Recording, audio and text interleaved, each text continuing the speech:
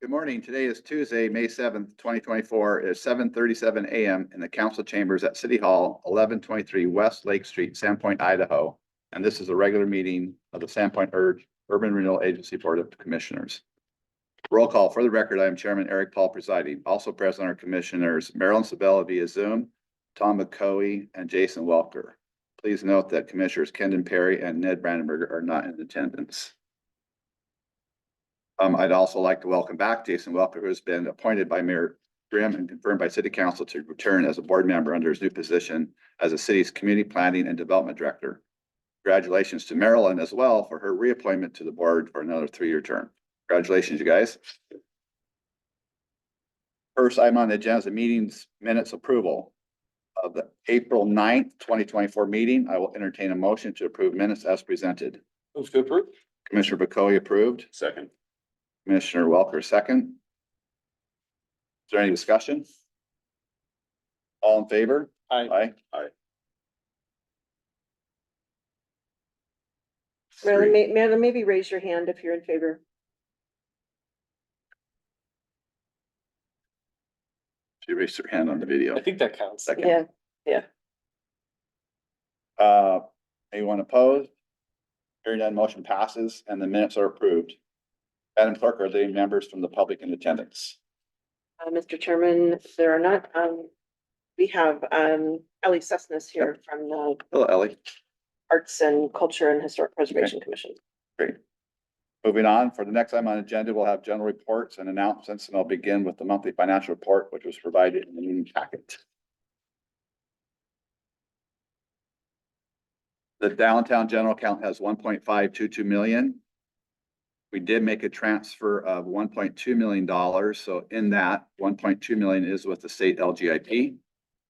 The revenue allocation fund account has $95,064.12. The northern account has $4,696,385. Of that, 4.438 million is with the LGIP. Downtown loan balance as of today, or as of April 30th is $891,912.67. Our next payment due is September 15th, 2024. And Eric, what's the interest rate on that? LGIP? No, the loan balance. Don't know. Isn't it like 3 or something? My point is, I think the LGI, we're getting more off the Yeah, LGIP yeah. than we're paying in interest, so. I think you're correct.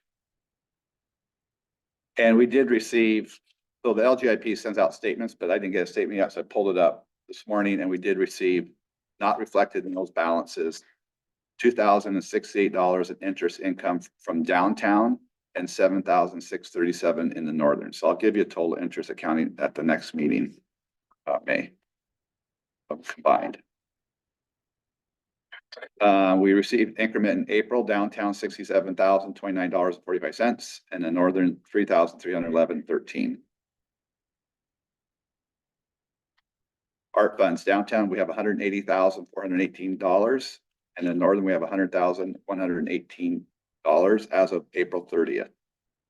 So What's the northern again? 100,118 and 08 and 8 cents. 100,118.08. Silver box advance to date 18,315. We have a remaining balance of 1,684.68.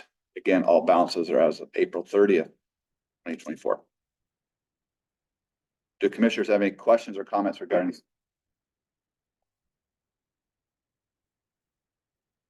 I guess the only comment is, if we've got 9,000 in interest, probably 4,000 of that is, 3,000 of that's attributable to moving to the LGIP. Well, the LGIP was 7,637 on its own. Well, just in northern. Just the northern. And 2,000. Right. And the other interest we earned during the month is reflected in those balances. I didn't break it out. Right, but my point being, because the interest rate's like 1.5% higher. Right. We probably have. Oh, yeah. About a third of that increment is by moving over, so. Yeah, I can, third of the interest. A third of the interest, yeah. I'll give you the breakdown every month on that. I just didn't have the Sure. LGIP. I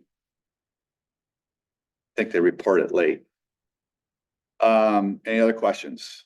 And I'll get the answers on the interest rate on the loan. Anyone there's no one from the public still? Are there any general announcements from the city board or from the board or the city staff? Financial report. Hearing none, we'll move on to old business. None. New business. No old business on the agenda. We'll move to new business and an invoice with the city of Sandpoint seeking reimbursement for fiscal year 2024 expenses related to the Great Northern Rehabilitation and Realignment Project.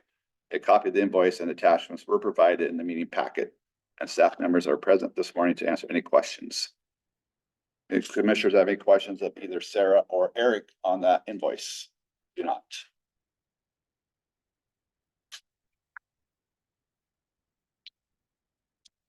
No one from the public?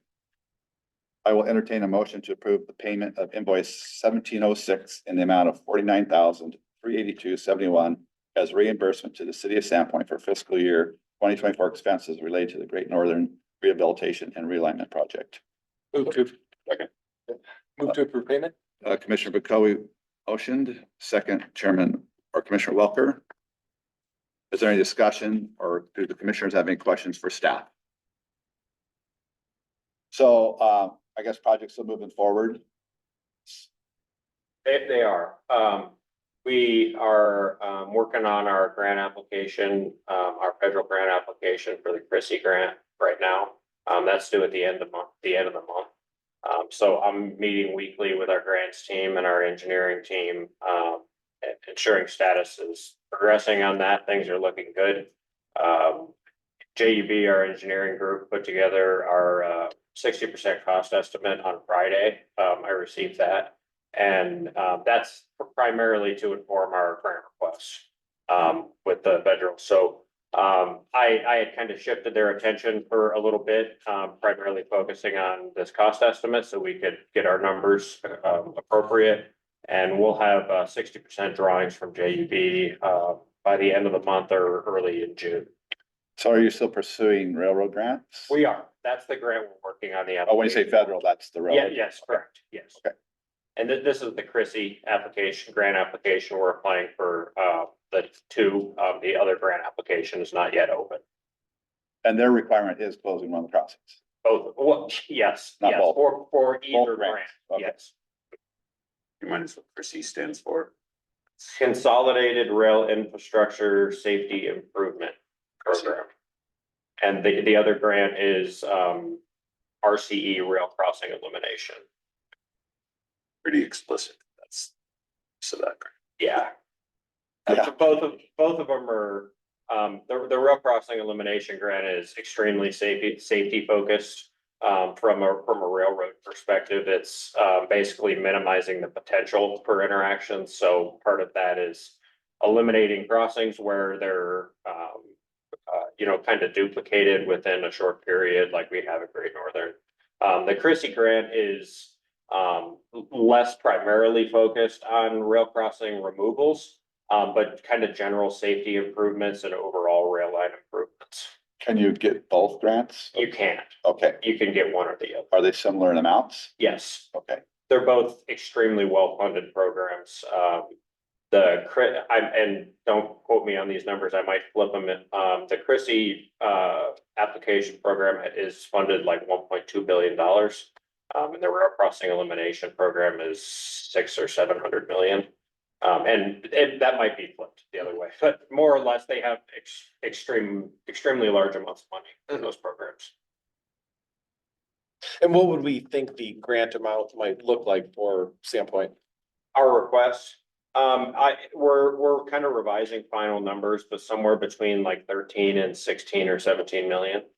And the idea is that we could potentially leverage some of our, dedicated funding that we have to basically make a larger request.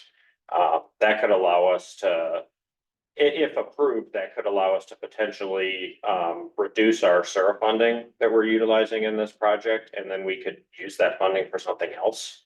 A different project entirely in the Northern Revenue Allocation area. That's my hope. This is because this is extremely well-funded, both of these well-funded programs, our request is relatively small potatoes. in the world of, you know, rail projects. They get really expensive in a hurry. So $20 million in our world, while it's a huge amount of money, it's small compared to, you know, $100 million bridge Right. replacement on a rail. So from BNSF, who I've been meeting with every week, and HDR, who's kind of consulting for us and BNSF, and writing that those grant applications for us. They basically have zero concerns about our funding requests in any context. Whether it was 10, 15, 18 million dollars, there's not a concern that we're requesting too much and that, you know, would harm our application. So it is very positive sounding. BNSF's been a great partner and they're excited about our improvements in the area, so. I love the idea of asking for the minimum that we need to get this project done. Right. And we have an opportunity here to not only improve Great Northern from a, you know, transportation perspective and a stormwater perspective, but also to actually make it look nice. Just last week, while our engineers were kind of wrapping up that cost estimate, I was sitting in my office putting together my own kind of cost estimates for landscape improvements along the corridor. You know, trees, vegetation, things that make a road look nice. Normally, you know, those in a project like this, those are kind of the first items that get cut when you're running short on funding. But we have an opportunity to whack the proverbial piggy bank here, and let's do what we can to make it look as good as possible. You know, we have some really amazing views over there, and if we can line that area with some nice trees that'll get mature and pretty, it's gonna be great in the future. Obviously, we have to be concerned about proximity to the airport and large trees, but we're working through all those things. So I'm really shooting to make this look like a really nice corridor and be really welcoming. So Native trees. native trees. On that same front, we did get the appraisal back for some of the land acquisition areas that the alignment would require, and I'm gonna be moving forward with whether we get the grant or not. We know that at some point, this corridor has been well designed at this point, so it's never gonna be cheaper likely to acquire this land, so I'll be moving forward with at least acquisition of one of the parcels there. For the grants and when do we expect to hear back, and when we're kind of make a go, no go decision on sort of the big Great Northern project? I don't actually have a time frame for their kind of review process. In my previous experience with federal grants, especially of large programs of this type, it can be 4 to 6 months. And so that's kind of what I'm expecting is, something, hopefully it's on the 4-month side more than the 6-month side, but, September into late fall, I'm hoping we'll have a response and can begin utilizing some of those funds. But I can certainly update as I get more information. I expect in the next couple of weeks, I'll have some of that information and, I can provide timeframes like. Thank you, Eric. All right, all in favor? Of what? The motion, we were in discussion. Oh. Aye. Aye. Anyone opposed? Motion passes and this payment we made as approved. Can you hear me? Nod your head. Okay, gotcha. Thank you. Thanks, Charmy. For the final item on the agenda, city staff will provide a presentation on the rehabilitation of the downtown parking lot. And now yield the floor, Construction Manager Eric. 1 second to get my screen shared. Should we put that back? Thanks, Charmy.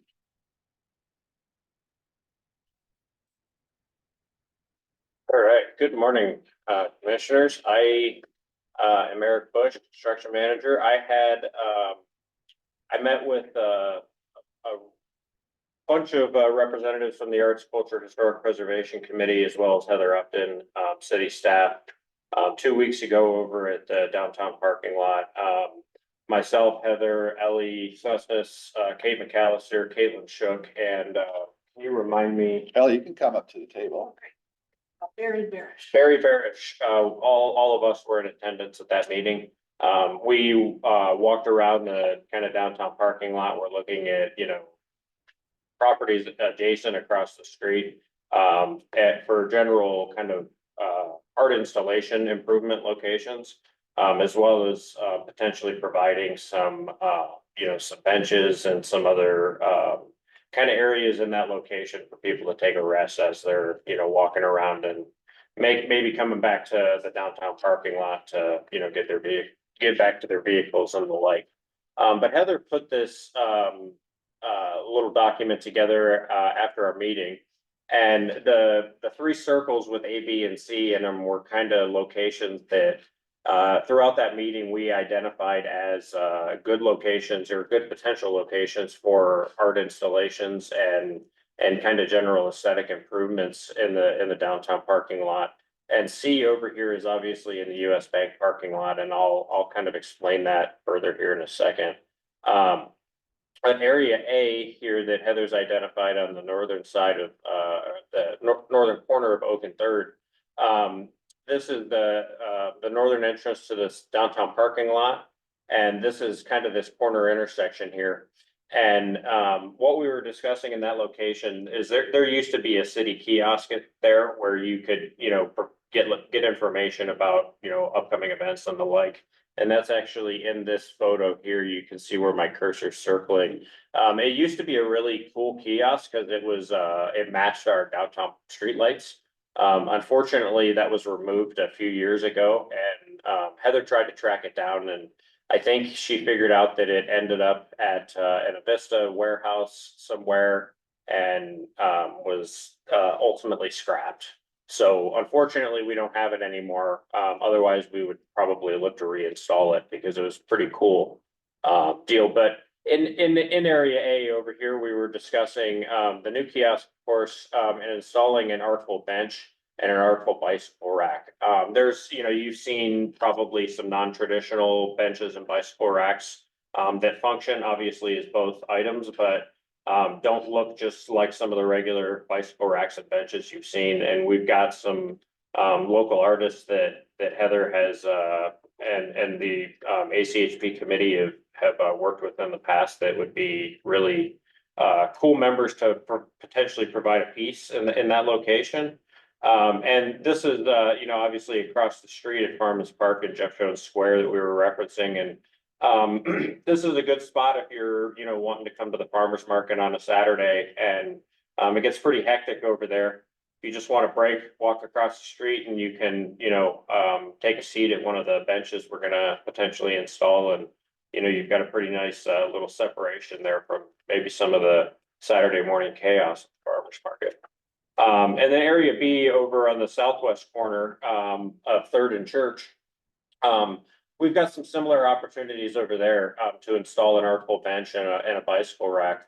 Of course, right here, we've got Joel's right across the street, and they've got a really nice outdoor area, and during the summer, there's a lot of folks hanging out there. We would just kind of like to carry that over across the street as well, because I know when I go there for lunch, and it's nice, I hang out outside, and right there on Church, if you're looking east towards the lake, you have a remarkable view. You get a little view of the lake, and you get a really awesome view of the mountains back there. So we wanted to, try and capture that a little bit and provide, potentially some more seating there so you can take a rest. And we're kicking around a couple of locations. We've got kind of this grass strip over here closer to Church. And then we've also got this little strip here. And I'm not sure yet if this strip will remain upon redesign of the parking lot. That remains to be seen, but we could potentially use either of those spaces for this sort of thing. And we've got Those quite a bit. aren't the rainwater swales and everything there? No, they're not. No, they're just kind of regular at grade grass areas. Both of them? Yes. this location here and this one here, they're both just Okay. regular at grade. Thank you. And then, of course, I mentioned Joel's down the street. But there's a couple really interesting things over at the downtown parking lot. If you're familiar with the chain link fence that's between that parking lot and the US Bank property, we were talking about removing that because it doesn't look very good. It's kind of an old beat up chain link. And ideally, we could just remove it and leave it, but I suspect US Bank might want something there to stop some of that walk through across their property, and my recommendation would be to install something like a split rail fence there. Whose property is it fence on? It's on city property up there currently. Ellie, is there anything you wanted to add as well? I just want to say thank you for meeting with us down there. That was really great to have the work group down at the parking lot, checking it out. It really does need some love, and it's really great that we're doing this project. Repaving, beautification, and we're excited to do some really fun things. What we thought is there's a lot of art around the adjacent areas that we've installed, in the last decade or so. So we really wanted to do some beautification that has function as you're at the parking lot. I mean, there's no bike racks actually in the parking lot.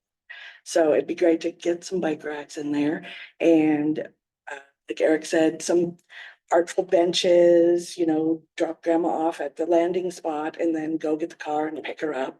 I mean, something like that would be really great. Some new signage, maybe.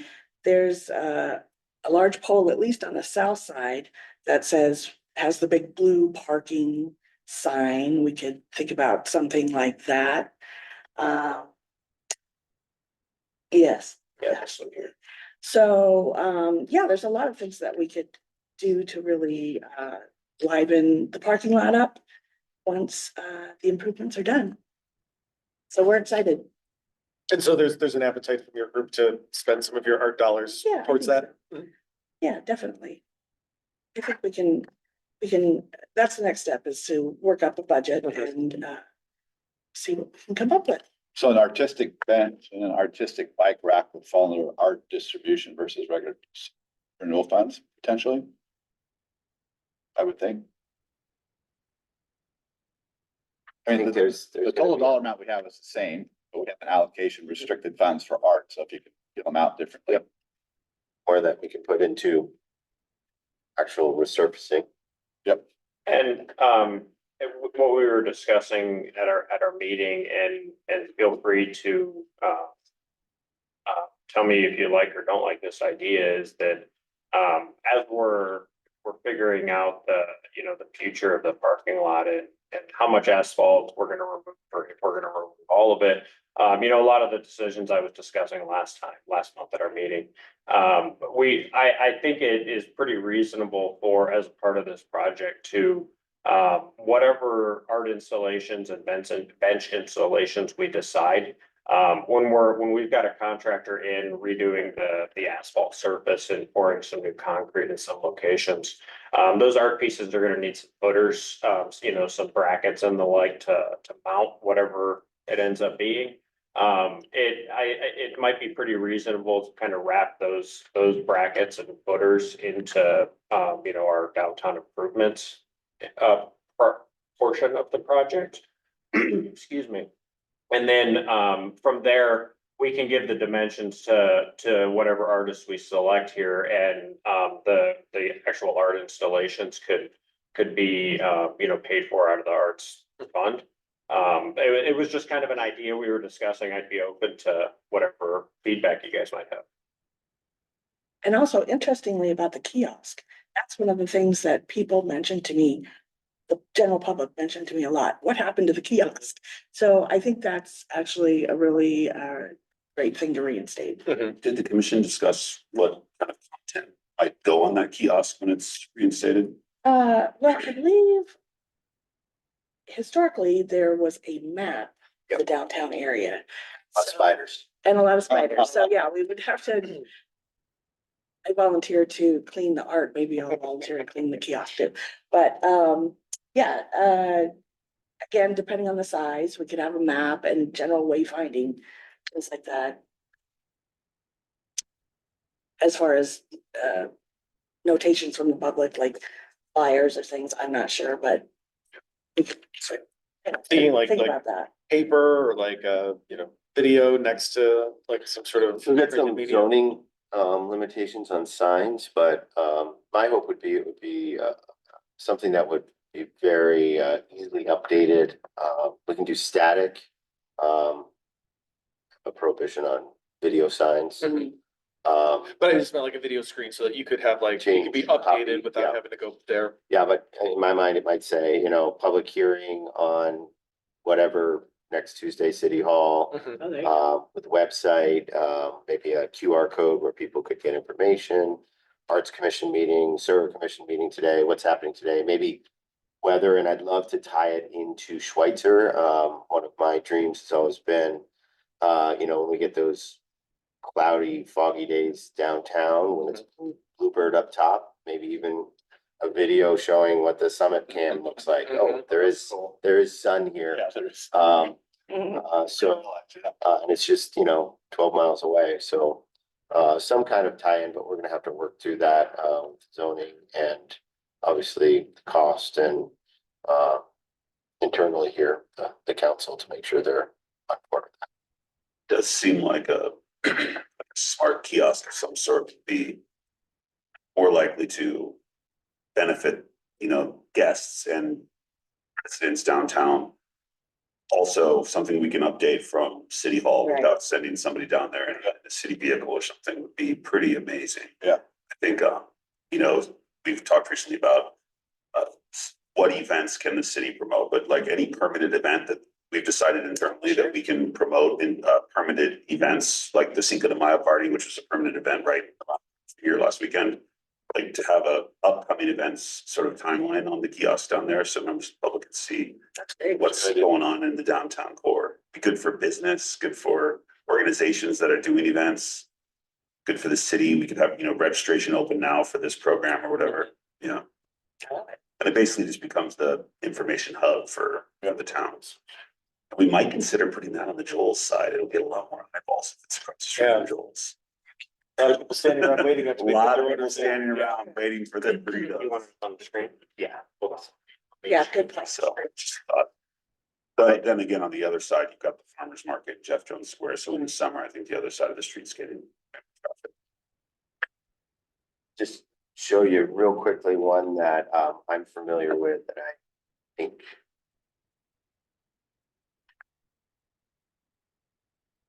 And when we were at this meeting a couple of weeks ago, we were discussing, for benches and the like, you want probably some sort of steel type structure, something, durable.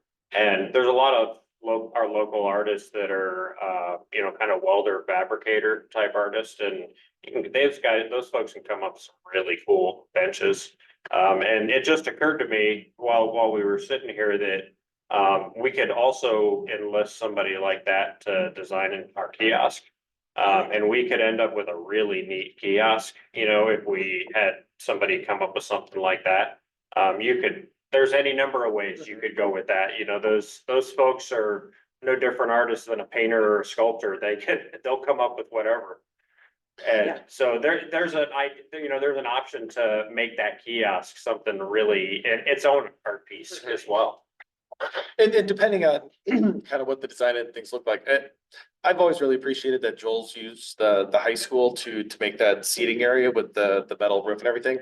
Obviously, there's a certain level of craftsmanship that, sometimes you want a more experienced craftsman for sure.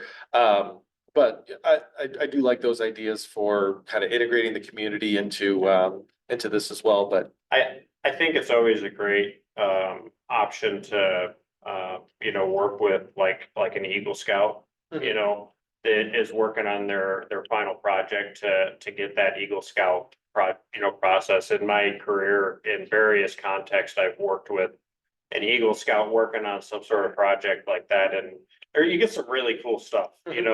They may be 16, 17 years old, but some of those kids can really come up with some cool stuff and really want to make it, you know, a nice thing, so. How do I share the screen? Oh,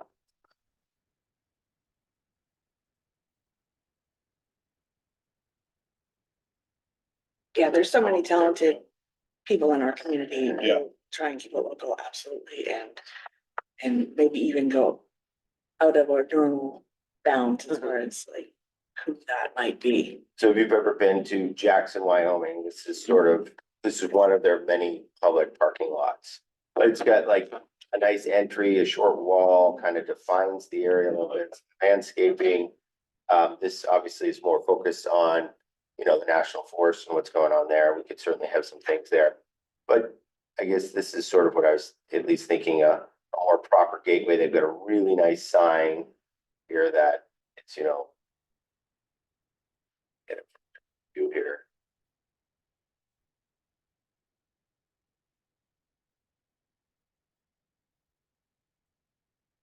A pretty nice sign, you know, proper sign on the abutments. Anyways, that's Jeremy, I really like that one example. as well.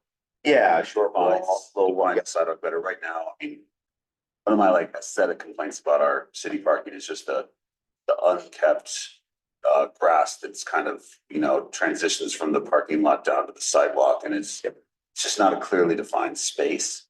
And that's a little bit unsettling to me. Yeah, it feels like you just drive straight to Merwin. Totally. And a lot of people kind of park like up on the grass, Yeah. and now you've got cars like kind of, you've got tire marks. It's just a traffic. Yeah. I would like as a part of this to, for one, install curb stops out there that function. We have some, but a lot of them are busted into multiple pieces. And And how are the RVs gonna fit all the way in? And the other thing is, we might want to consider as a part of this project, you know, if we end up with like a split rail type fence where the current chain link is, we might want to consider carrying that around the whole parking lot. We can obviously create some, pass-throughs in that fence in appropriate locations. But that stops some of that trampling as well of that, you know, grass and the like in the area. If we kind of control that entry and exit as opposed to you park now, filter out in, you know, whichever location you're going. Is there any thought about having any charging at the parking lot? I could certainly look into it. I've looked into those stations in the past and they're really expensive. But if, you know, if the commission wants, as a part of this project, to consider that, I can certainly look into it. And cause I charge mine to Jeff Jones and I love the fact that it's free, but I also appreciate that resources that are free get abused and that one does as well. Like I think a Right. for pay one makes a lot of sense. You know, one, just you don't want a whole tragedy of the commons there, which is a little bit what, I mean, it's not bad yet, but it will just keep getting worse, so. Right. And it's been a couple of years, but I did work on a project when I was with the state that there was some federal funding available at the time for you know, charging infrastructure. I don't know if that funding's still available, but it's certainly something I can look into. Also, there's in the past, and again, it's been a few years since I've worked on a project like this, but local utilities sometimes also help out with that. So I can reach out to Avista and see. It's worth asking the question. Yeah, and I mean, I think there's a lot of, one of the acts that was passed has a lot of EV charging infrastructure built into it, so. I think if we're gonna tear things I up. looked into this about 2 years ago. Tried to get Jennifer's interest peaked on getting there was a state fund with a few $1 million in it that was putting in a level 3 chargers around the state. Bonners Ferry took advantage of that. So right now Bonners Ferry has the closest. Well, that's not true because Taylor and Sons opened theirs. So Taylor and Sons That was built a level 3 expensive. charger. Yeah. Bonners Ferry's was paid for through this state grant program, and theirs is at their visitor center down in that parking area right on the edge of the old town there. And they charge per kilowatt hour, obviously, but also per minute to incentivize people to move their cars once they're charged.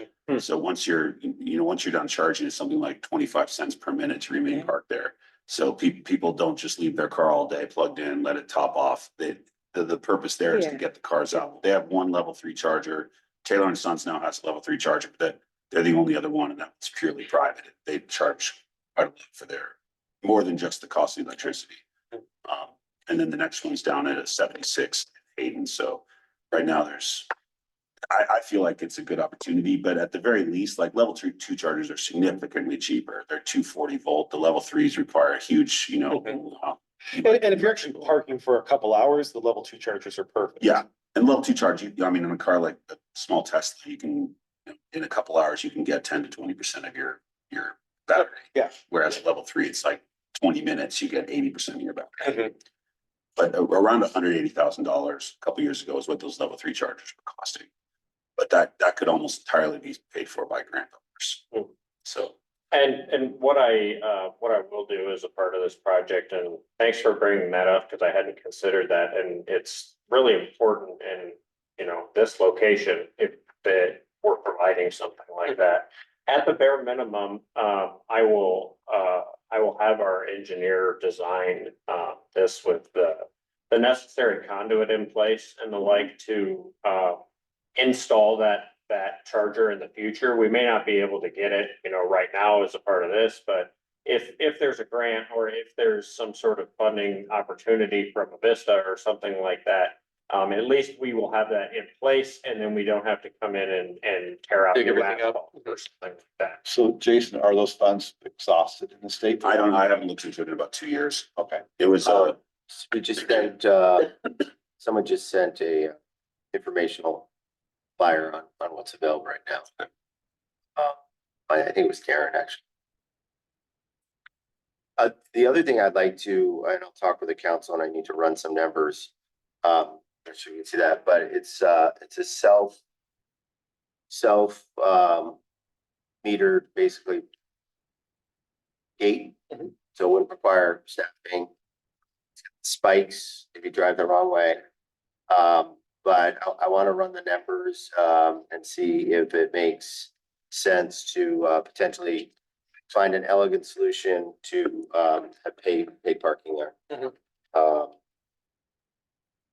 Just because anything you subsidize and give away for free, you're gonna attract more of it. Whether it's free food or free pizza or free parking. We used to charge folks to park there. I believe that went away a few years ago. So I think there's value to those spots, and if we're gonna ever really seriously consider parking structure there, we need to start at least showing that people are willing to pay valuable place to park their car all day. So, And when it was being charged, it wasn't empty. Oh, right. So I mean, and with that, we could potentially adjust it seasonally, so it's just a summertime cost. We could look at, a variable rate based on hours. Can make it very friendly to, workers who park there. So that's gonna be another component of it too, at least to prepare maybe the infrastructure for the power, for that area. Yeah, because I mean, really, it's only an issue of overcrowding for the most part in the summer, the summer after lunch, but at the same time, I mean, to your point, summer, when I leave and then go home for lunch and come back, I usually ride my bike because I don't want to look for a parking spot. So again, to that point, you've got, if it's given away for free, everybody's just gonna use it more. Right. And I can imagine, a pricing model. Some really creative towns are now and cities are doing real-time pricing. So they, to some degree, monitor how many spaces are available in that lot. If there's only 3 left, you know what, it costs, I was just in LA 2 days ago, paid $21 for an hour and a half of parking. In a garage. So if there's 2 spots left, the pricing might be very high. If there's 12 spots there, it might be very low.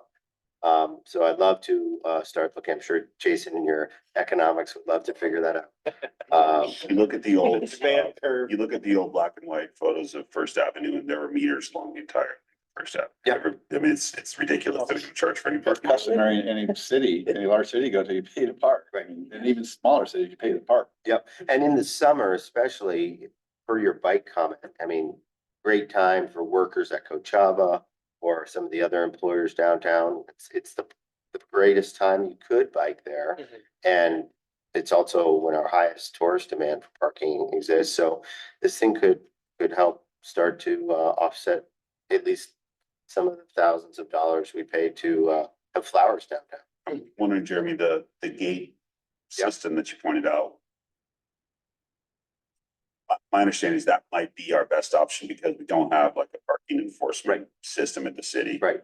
But much smaller investment, probably just be a self-pay terminal on either end of the parking lot where you know, Yep. do your Or Apple Pay, put in your parking number and then walk out. But the problem there is we then need enforcement, Right. someone going around and checking Right. once a day. So maybe it means an additional seasonal, and we do have Right. pros, Yeah, right?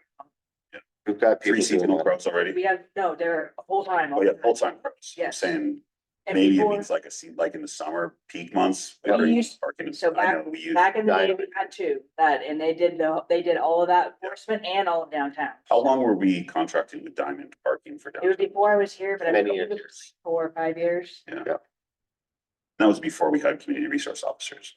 Yes, we got rid of, we Well, eliminated We that. had them, then we went to Diamond, and then we Yeah. went back to them. So this would be a discussion for Chief Kuhn is what's the Yeah. bandwidth to do a daily, twice daily, just patrol of the parking area downtown? They already do patrol.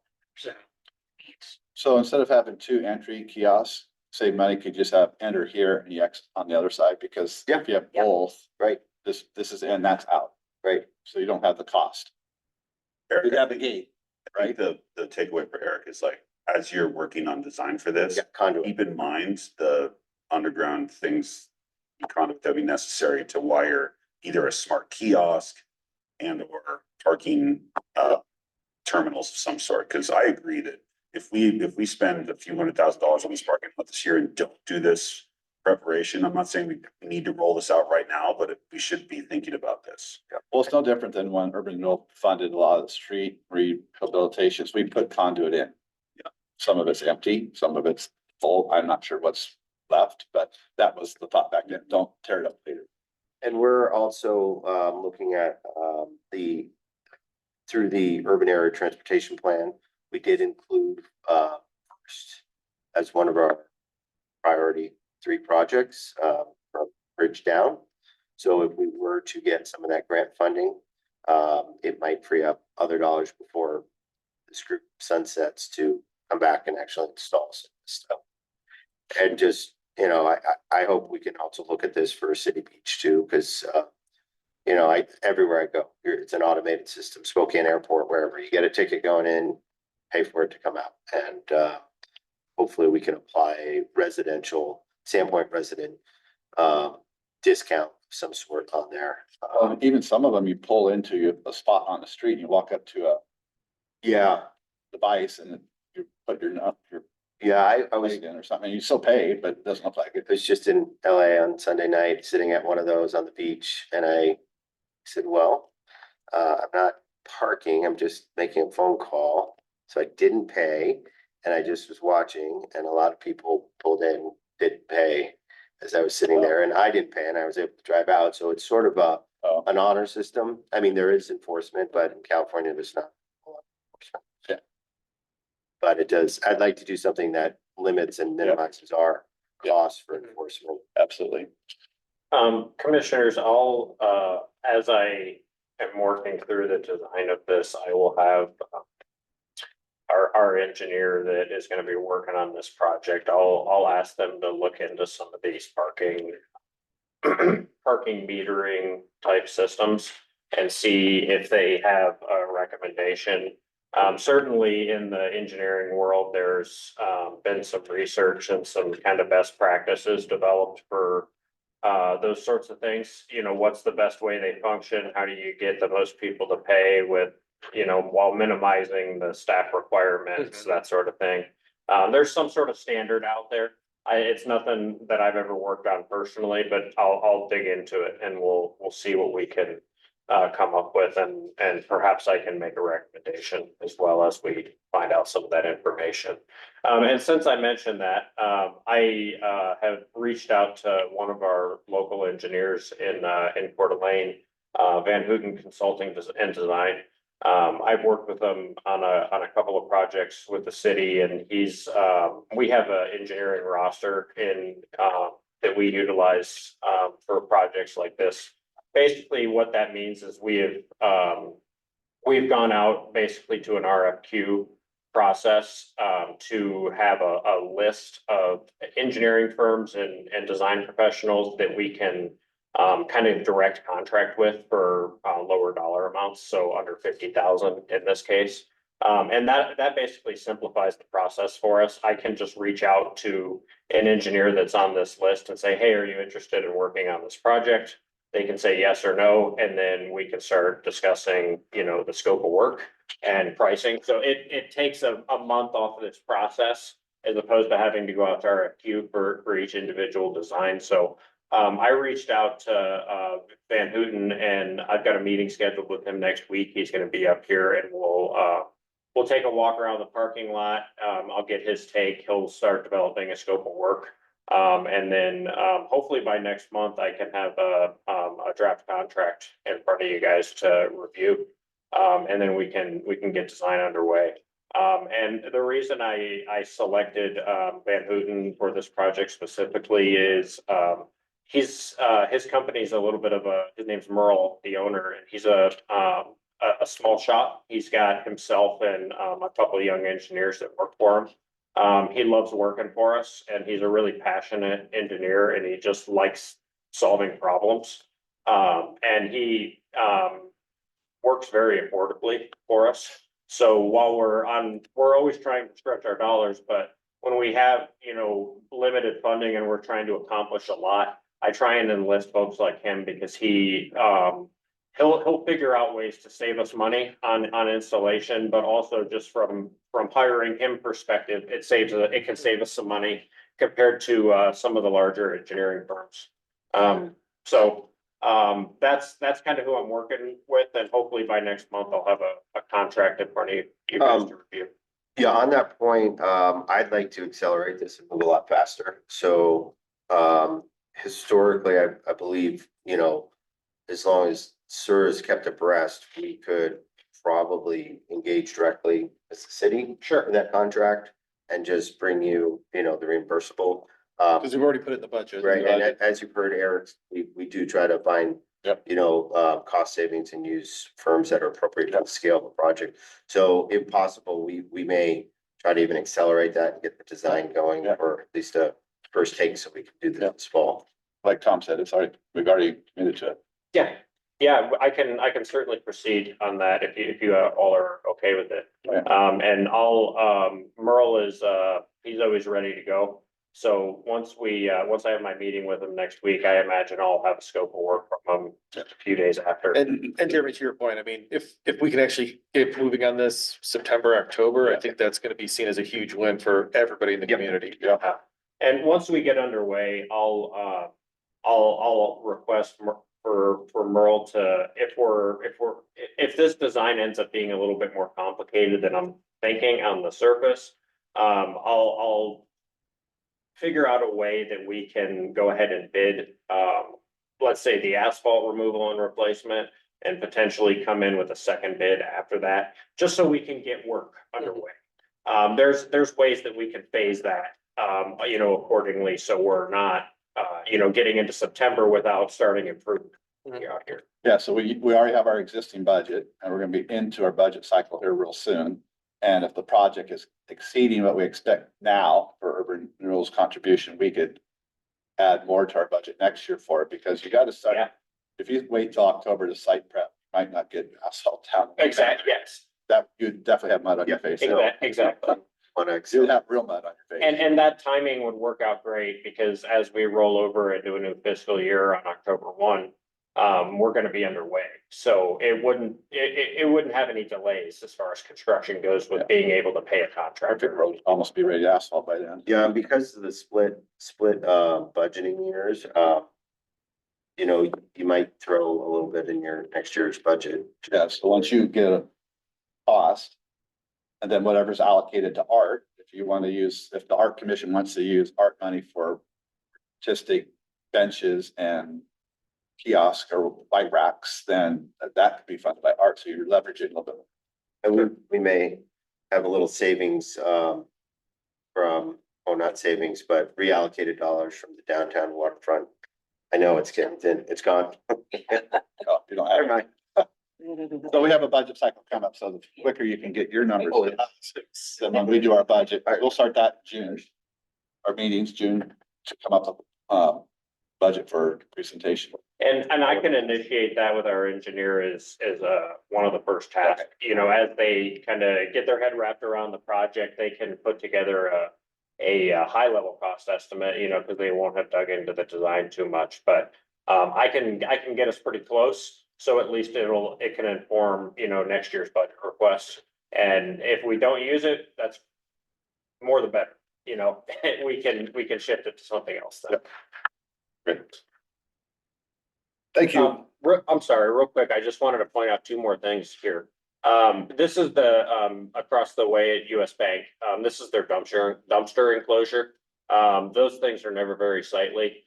Heather was wanting to, reach out to US Bank and see if she could have them, you know, install a mural or something like that on that dumpster enclosure. That would help as you're, you know, parking, you're walking down Church, you don't have to look at that thing.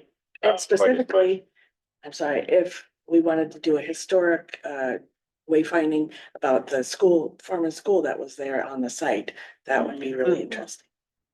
And over here, this photo kind of on the right-hand side of the screen, this is, of course, the chain link between our parking lot and US Bank, and the trees grown around it and in it. And it's one of those just kind of cool, like nature finds a way type things. And if we remove that chain link, it would be cool if we could kind of cut a circle of that and leave that there. Just, you know, it's just a neat thing. And we've got to be concerned we wouldn't, you know, leave anything that could potentially cut somebody. We might have to put something around the edges or something, but just a cool thing that we noticed when we were out there. It's like, I love that stuff when you see a tree just taking it back. So thank you all. Thank you. And I know we have a retailer on the line. I just wanna allay any concerns about that parking, which would also be that I saw a lot of parking spots in California that if you purchased from a retailer or store, your parking was discounted or validated. So there could be an option to incentivize people to actually buy something at one of our retailers. QR code on the receipt or something. Yep. Perfect. All right, do the commissioners have any further questions, or is there any further discussion on the parking lot presentation by Eric Bush? Anyone from the public? So none? With no further business on the agenda, this meeting is adjourned at 8:30 a.m. Thanks, everybody, for your contribution.